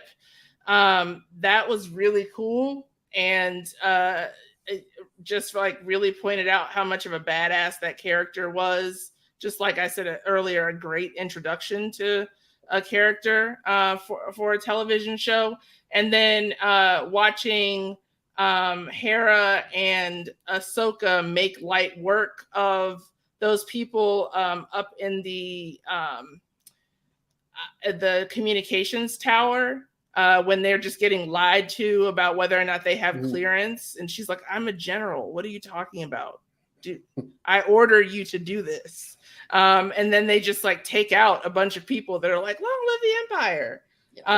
That was really cool. And then watching immediately after that, Ahsoka go through that glass to start that fight. Oh man, wild. That's another like classic move from like the end of Clone Wars. She's got a couple like jump out the window moves like that, Brendan. It's I love it. She learned it from her master, right? Considering how they did the whole chase from the droid and Padme stuff in Attack of the Clones. Yeah. What about you, Fitzy? I think I have to give it to the opening, actually, because I think if you don't nail the opening moments of the very first episode, then people are just not gonna ride with it a lot of times. And I think that they absolutely, from the opening crawl to the shots of the ships to Baylan and Shin coming on and just doing the straight up Darth Vader wrecking shop of the Republic ship, like going hallway fight all the way down, was really fantastic. And it showed us immediately that these are two bad guys on this show that are not to be underestimated or messed with in any way, shape, or form. And it immediately put me in that Star Wars vibe, in that Star Wars mode. And I was with the show the rest of the episode because of this opening scene. I promise I won't keep doing this, but I maybe have to amend mine to actually like Sabine takes the armor off and cuts her hair. The whole like closing epilogue of like episode 2, like it's a Kanan Jarrus homage. Well, I was going to say it's so interesting, that Kanan obviously does quite a, I would say, more polarizing haircut by comparison. But like, I do think it's interesting to talk about the echoes of the past. Speaking of that, it's interesting, Fitzy, that obviously you invoke the opening to episode 4, which from a composition perspective makes sense. But the way that Shin and Baylan were doing this almost reminded me more of the opening of the Phantom Menace. When you have Qui-Gon and Obi-Wan making their way through the droid ship of like, this is a co-opted effort. And these two people, the fact that they divide and conquer essentially just shows how dangerous they are. Well, we talked about many a character. Let's keep on that trail. Character of the episode. Rich, I know I don't like to put words in your mouth, but is it going to rhyme with Shmashmeen? Yeah, you can do it this time, Mike. You can put the words right there. Lady Wren, Sabine Wren herself. I just, she stole these episodes. I think that probably we'll get a little more of Ahsoka focus as we go. I certainly hope we do, but my God, like what a way to explode onto the screen. Yeah, totally co-sign, and I will refer back to everything we have, praised in the past hour and a half. Fitzy, what about you? I mean, I don't want to be a total Sabine echo chamber here. But I think I will. I'm You're gonna more of a double Sabine down on record Sabine. chamber. Yeah, there you go. I'm gonna double down on our Mandalorian badass here. I give it to Sabine. LaTonya, are you gonna make it 4 for 4, or are you going to engage with perhaps your other character that you've been heaping a lot of praise on too? It's kind of hard to not say that Sabine, like, she really did steal the show. I think she stole my heart in these 2 episodes.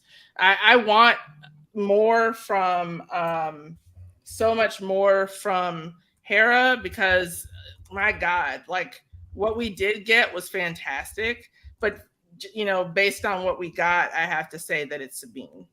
The reason I keep gushing so much is because, like, I get the impression that's how, like, newcomers will feel, LT. So I'm really glad that it's not just me in my, like, spiral of Sabine obsession over here. Like, it really was such a performance.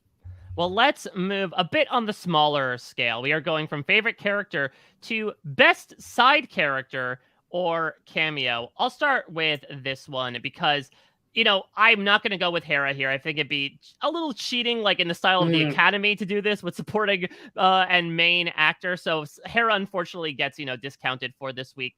But I'm going to go to lean on the cameo side of things. And I'm going to go with a character that honestly flummoxed me that he showed up on Lothal. Give me Clancy Brown himself, old Mr. Krabs, in his decorative Lothal uniform. Give me Ryder Azadi. So for those of you that did not watch Star Wars Rebels, Ryder Azadi was the former governor of Lothal, who was overthrown by the Empire and had, you know, a person put in place who more so followed their command. And he becomes like a pretty good supporting character, especially considering the last season is pretty much primarily spent on Lothal. So I loved going to Lothal. I think it just looked absolutely beautiful as a live action adaptation. And I was so happy to see him. I was less happy that he was just like flummoxed by Sabine the entire time, but I was so happy to see him. Fitzy, what about you?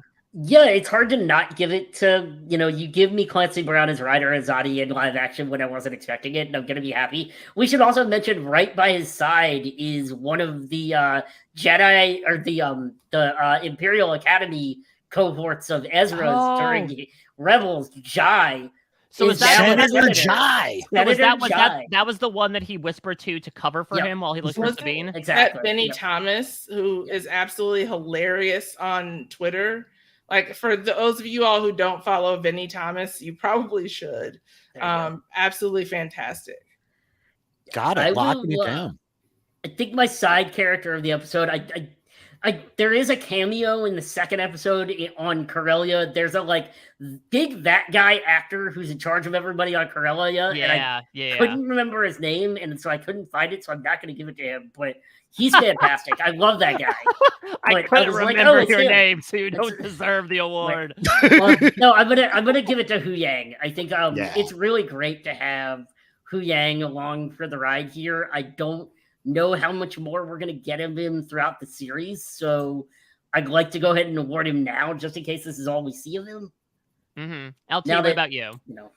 First of all, I have to give a shout out to Clancy Brown because he is a Northwestern grad and he spoke at one of my graduations.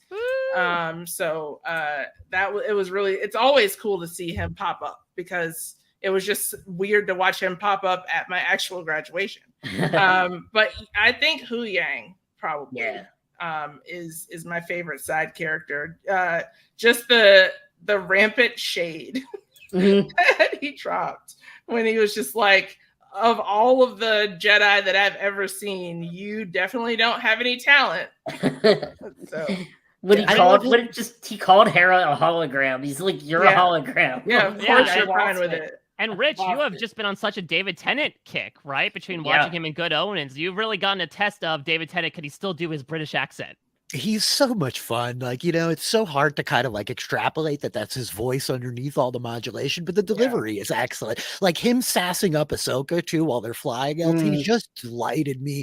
He or Ryder definitely were going to be my picks, but I think that given that they're taken, I have a real easy pull here. It's Sabine's Lothcat. That's who I'm going with. I love that freaking cat, I love that cat. Does the cat have a name?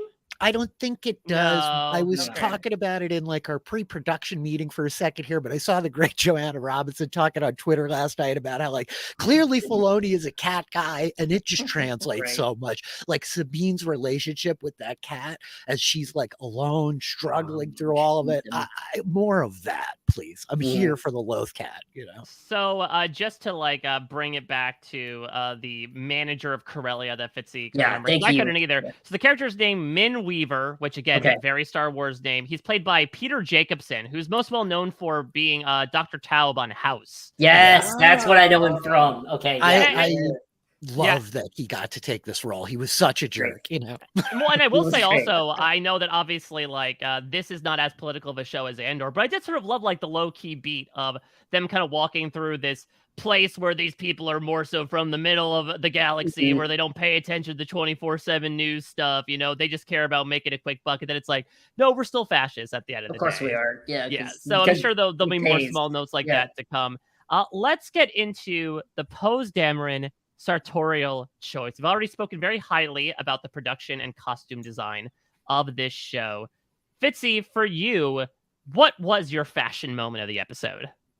I mean, I think it's everything Sabine is wearing on the back of that speeder as she's racing across Lothal. I mean, the speeder bike helmet, the goggles, the awesome flight jacket. Yeah, it's Sabine's whole biker look. I'm here for it. What about you, Rich? I think it's definitely Ahsoka when she takes the cloak off, right? Like the early introduction of her coming out of the sand, the whole like Kurosawa opening, she kicks the ass of all those droids in the cloak, and then she gets back on the ship and takes it off. And that is the like Ahsoka that I know and love. Like I just love the whole look of like her in her space. So I think I'm giving it to Ahsoka. Yeah, I got to go back to Sabine's armor when she takes it out just to see. I mean, so she's an artist, but that medium and that texture, I think specifically doesn't really translate to, especially the I will bring back my favorite word, Fitzy, chintzier style of animation that Rebels occasionally had. So to see like the specific painted texture on it and like to actually see it painted, and this will segue into like the last category eventually for me, but getting to see the mural as well, I think was like, it just translated so well. And I think that was granted very late in the 2-episode stretch, but like that's when it really felt real to me. I think was getting to see something that I had looked at for so many episodes get to bear out in these episodes proper. LaTonya, what about you? The most fashionable for last. General Hera Syndulla. Yes. Just as a concept. Yes, just as a concept, as a mood, just fantastic 1940s fly guy. There you go. Like ready for all occasions of mischief and mayhem.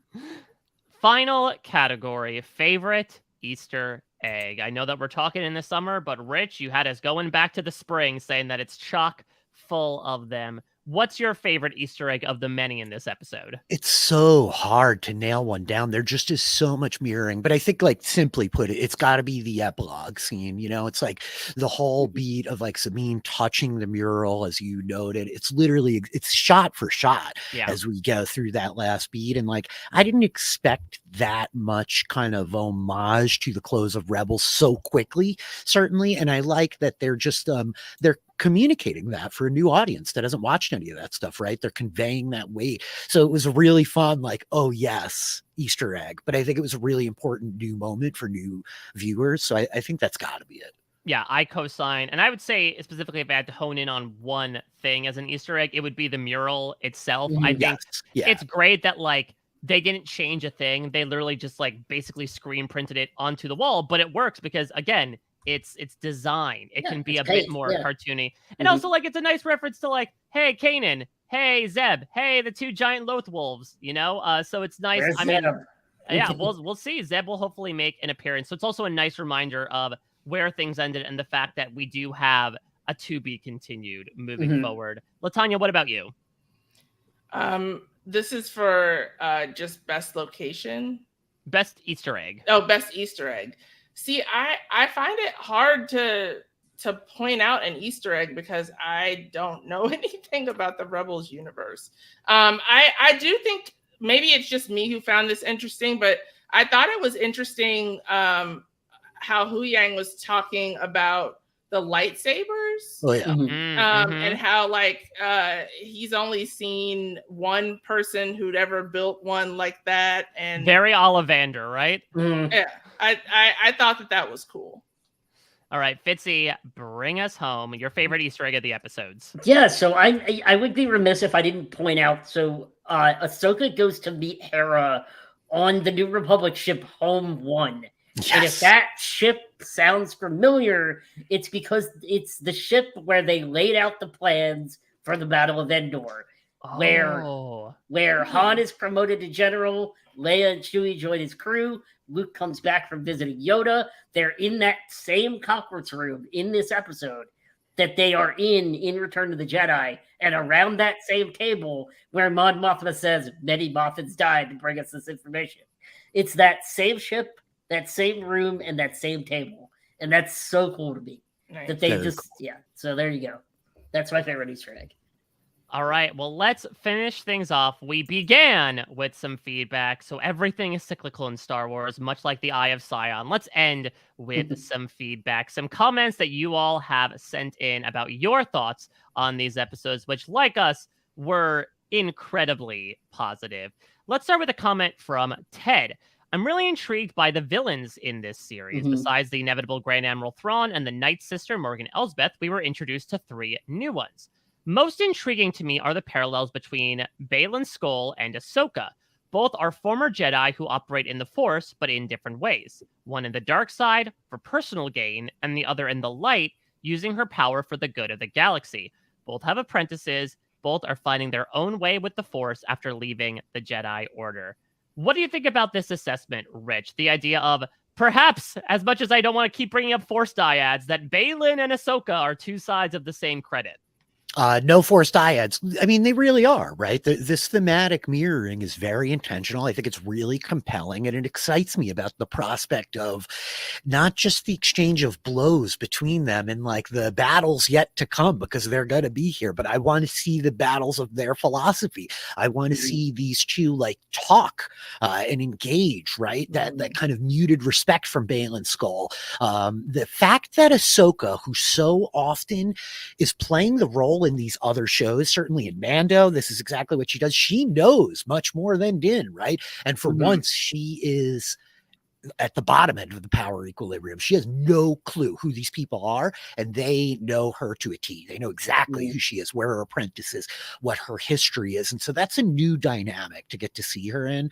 And I think Ted's spot on with the way that, like, philosophically these 2 mirror. I mean, I would not stop beating the drum throughout the summer that, lest we forget, I've said it a couple times in this podcast, Ahsoka walks away from the Jedi. She leaves them very actively and with agency, you know? So the idea that like that we're getting a character in Baylan Skoll with the portrayal that like we're getting is very exciting to see how these 2 confront one another. Fitzy, let's have a history lesson here. Josh O asks, I was surprised we got mention of the Night Sisters / Dathomir. Is this the first live action mention of magic outside of the Force? Now, I alluded to this beforehand, but you are much more well-versed in this than I am. When it comes to the mysticism of Dathomir in particular, is this really the first dips we've had in those waters? As far as live action stuff goes, yeah. I mean, we've seen one Dathomir in all of live action Star Wars before this, and it was just a background character. I mean, this is our first sort of deep dive into someone using the Force outside of the terms of being a Jedi or a Sith. And that's really, really fascinating. And it's something that, like, Palpatine was often consumed by, was not just being a Sith, but wielding sorcery and figuring out how he could use sorcery and the magic of the Dathomiri to gain more power for himself. And that's why he ended up having them wiped out. So, I mean, it's really cool to have them brought into live action canon and look really great. Like, I'm really hoping that we get to explore more of it. Totally agree. Do you think this might open the door for more stories like that? Could we have Star Wars Dathomir coming to Disney Plus in 2025? Why not? I mean, why not? Yeah, it'd be fun. Yeah. Dathomir's getting a lot of screen time lately with the video games. You know, there's a Darth very Maul, prominent Darth Maul prequel Darth Maul growing up on the mean streets of Dathomir with his witch Savage mothers. Opress. With his witch mothers. Yeah. Very interesting. I just keep talking about the Jedi Survivor and Fallen Order because they're pretty contemporary. They're new. They're getting a lot of the same folks are kind of involved in breaking story on these things, and there's huge Dathomir energy there. So I'm excited to see that take more of a space in the live action as we go forward. Let me bring in a take from Aston here, who has a bit of trepidation about one thing in particular. Largely really enjoyed the episodes overall, but she says, I think the only thing I'm a little worried about at the moment is that they don't end up going with the trope for either Elsbeth or Shin of, quote, woman tries to prove herself to the man with more power, but then the man doesn't appreciate her, and that's what turns her to the good side, or she ultimately gives her life in a foolish, desperate last attempt for his approval. Now, what is interesting is that we do have this dynamic of the baddies where Shin is very much an unknown, but very much under Balin. We have Elsbeth obviously working to get Thrawn back, drawn in by his allure in many ways. What do you think about this, LT? Should we be on a watch for a possible end to one or both these characters that would fall into that trope? I really hope not. I think that, fridging women is stale for a reason.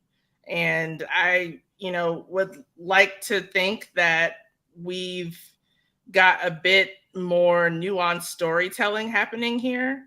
From everything that we've seen so far, that's, where the chips seem to be like falling, just in terms of, these women, regardless of their relation to, men, have their own skin in the game for whatever reasons that they're doing things. So why not flip it and have, the male characters be the ones that end up being no more by the end of the season? Yeah, I totally agree. Well, let's turn things around with Sunny, who said, I love that we're not only getting a Star Wars show where 3 women are centered as protagonists, but also we have at least 2 female villains so far who I'm intrigued by.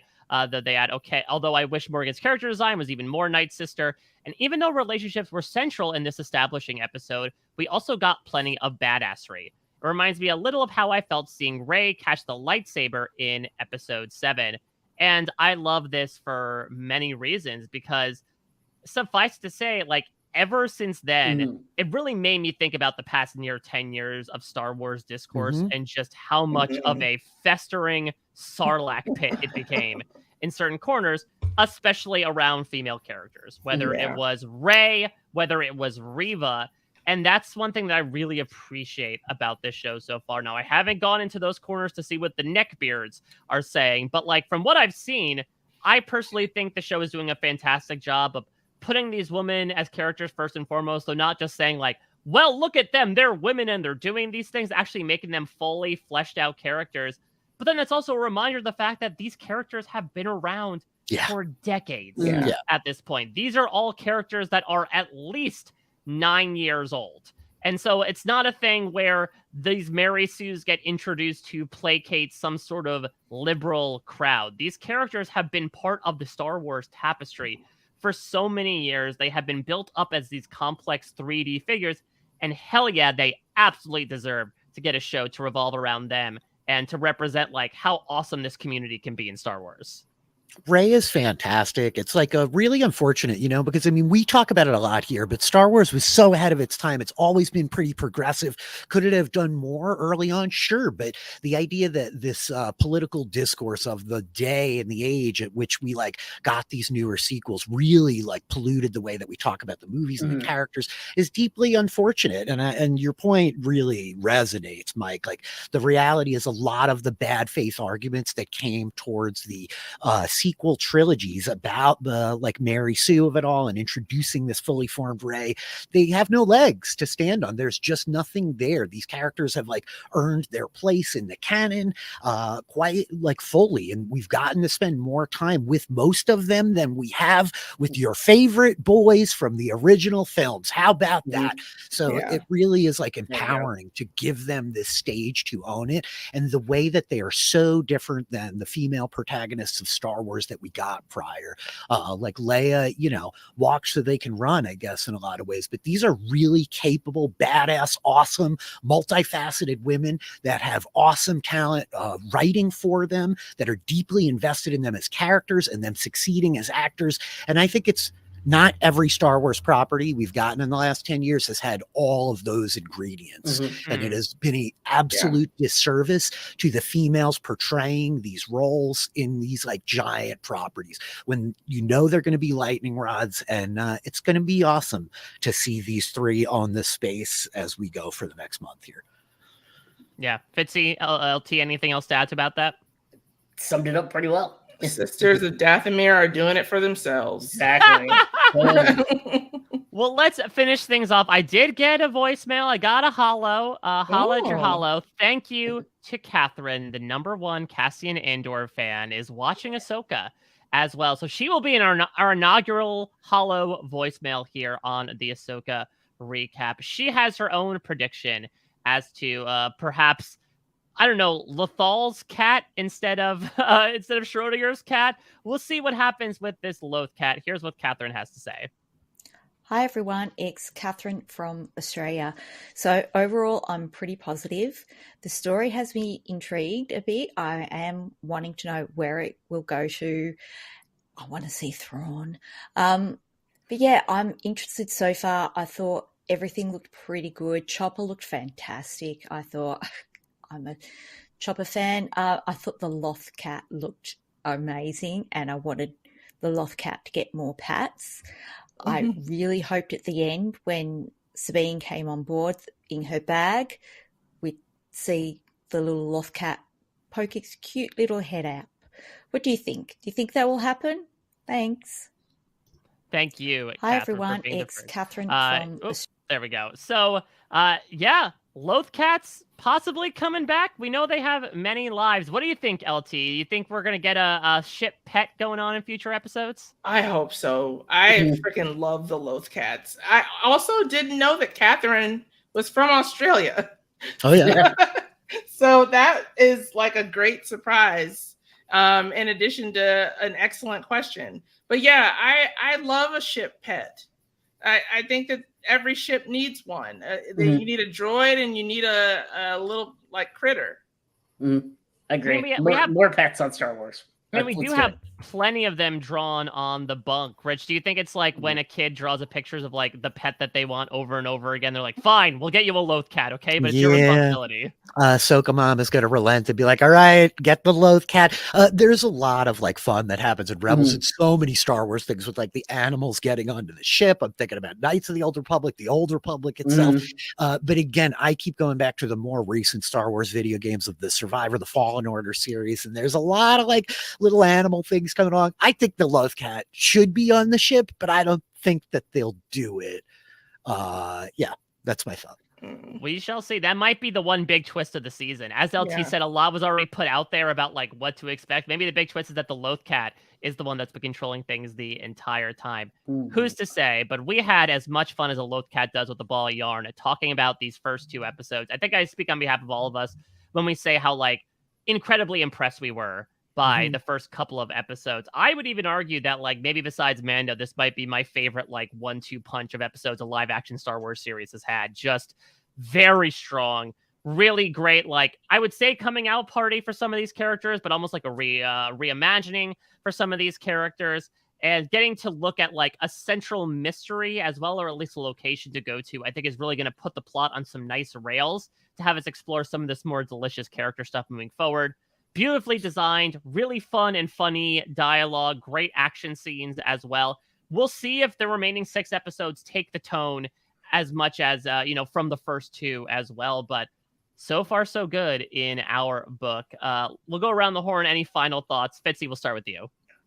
Yeah, I'm really excited to see where the show goes from here, and hopefully it keeps up the momentum. I mean, I think that this was, one of the best starts to a Disney property in general that we've had since they started doing their own TV shows across any of their nerd fandoms. I think that this is one of the strongest first 2 episodes of any of the shows that they produced. So yeah, hopefully they keep it up. LaTonya, what about you? I am very excited to tune in every week to see my ladies, the ladies of Destiny's Child. All the survivors out there. So is Ahsoka Beyonce? Yeah. Oh, she's got to be. Got She it. has to Okay. be. Yeah. Question.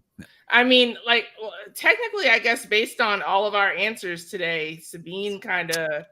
And it does feel like Sabine has a bit of like she'd bring her, if her dad was around, Right. she'd bring him in as like the manager, right? Sabine better watch out before she gets replaced. Oh, no. But no, I'm just really excited to see what this show has to offer. I love the first 2 episodes. They really took me on a journey, and I'm really excited to talk about it with you all going forward. Same. Rich, bring us home. Final thoughts about these 2 episodes. Yeah, as much as I expressed a little trepidation about going into this more somber tone with these really like kind of characters that have been so effervescent for such a long time, I'm excited by that. I thought that the depictions were really incredible, and I'm just really eager. I think part of our criticisms, maybe collectively, for Mando season 3 was like, you have these great characters in Bo-Katan and Din Djarin, and they did not talk to each other enough. There was not enough like articulation of their perspective, their worldview, their feelings about any of this. And already, I think in 2 episodes of Ahsoka, I've seen so much more of that. I feel so much more fulfilled by the interaction between Ahsoka and Sabine, Ahsoka and Hera especially. I'm really eager for them to get to deepen the story of these characters. As fixated as I may be of like this game or this book or Rebels and the way they're calling back, I'm most excited about the track that we're going to lay in front of us and the journey as we go, to see to the new uncharted territory with these characters. I think it was an excellent start. As high as I am on Andor, I think that was a real slow roll, those first 3. And to echo what you all are saying, this just popped right out of the gate in a way that I think it really needed to. A lot of my trepidation before the release is relieved, and it's going to be a very fun couple of months for us talking through it all. As easily relieved as drinking milk without a stomach. So straight out the other side.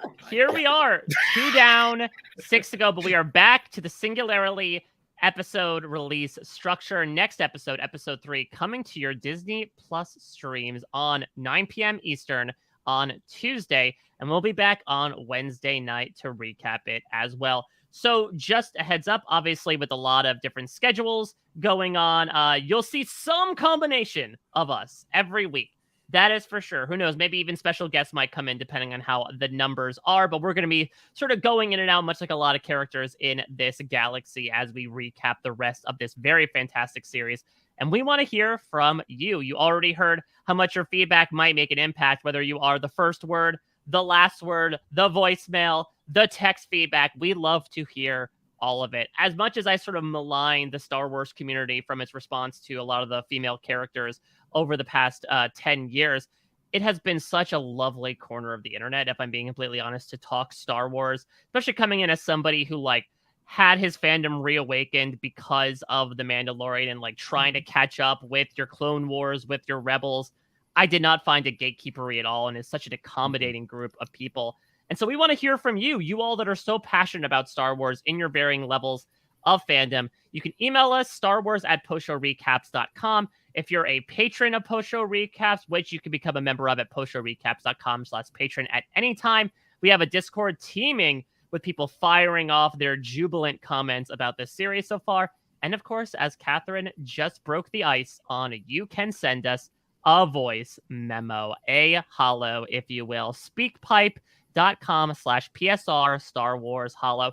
I would ask you keep it to about a minute if you can, just because we'll be playing them on the podcast. But yeah, no matter what method you might be comfortable in your communication, we want to be able to hear from you, talk about how much we are enjoying this show. But of course, we are talking about a lot of other shows around the board that we are enjoying here on Post Show Recaps. Let's go around the horn, do some quick plugs. Rich, I'll throw it back to you to start. Oh, we got a bunch going on. I'm talking about Foundation every week with Austin and Grace, Grace and Ariel and myself. We are going to continue on as the Travelers. We finished our Dark Rewatch podcast, but for the next couple of weeks, we're delving into a series of our hand-picked favorite time travel movies. We're trying to bring some lesser-known properties out of the dark and into the light, and that's been a real delight. And the Wheel of Time turns, and ages come and pass. The wall-to-wall PSR coverage for that series premiering on Amazon Prime September 1st has just begun. You're going to get 3 podcasts a week of very light, spoiler-free. Me and Josh, me and Taylor talking a little bit more spoilers, and a deep dive, very nerdy book club as well.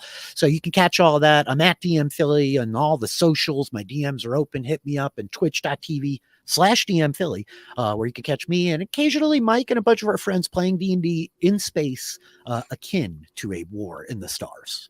All right, Fitzy, what do you have going on? Yeah, still podcasting movies every week with the great Zach Brooks over at the Movie Ladder Podcast. You can follow us on Twitter at Ladder Movie or me at Fitzy Brendan on Twitter and on Letterboxd. Having a good time doing different movies every week with Zach. So there you go. That's the main thing.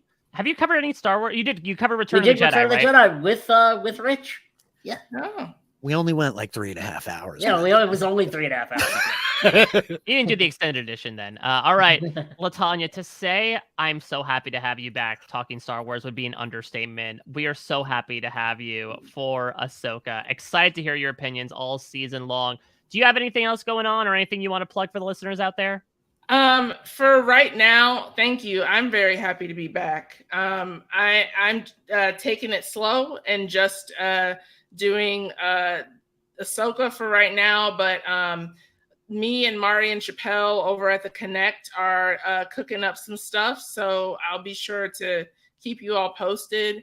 And you can always follow me on Twitter at LK Starks or on Instagram at Stormborn1222 if you want to check out what else I have going on. Fantastic. And I am at a Mike Bloom type. I'm doing DTH, covering BSG and a butt ton of reality TV. Of course, make sure you subscribe to post-show recaps, both our overall feed as well as our Star Wars feed as well. And while you're here, ratings and reviews are greatly appreciated when it comes to that Star Wars only feed. It's the dawn of a new Star Wars series. You have a lot of looky-loos trying to look for new Star Wars recaps podcasts, and we'd love to ping on that radar as much as we can. So we are appreciative of any and all reviews you may give for this podcast. And again, I'll say we're also on YouTube every week now as well. If you want to see our smiling faces, talk about the show, postshowrecaps.com/YouTube. Rich just waved. And if you watch the video, you're the only one that could have seen that. So consider it a fringe benefit, if you will. Emphasis on fringe. So that's going to do it for this week's recap of Ahsoka episodes 1 and 2. Next week, we'll be back together recapping episode 3 to see what will happen as perhaps the Eye of Sion opens, and we'll see what is contained therein. Thank you all again so much for listening. It's great to be back. Until next time, everybody, may the Force be with you.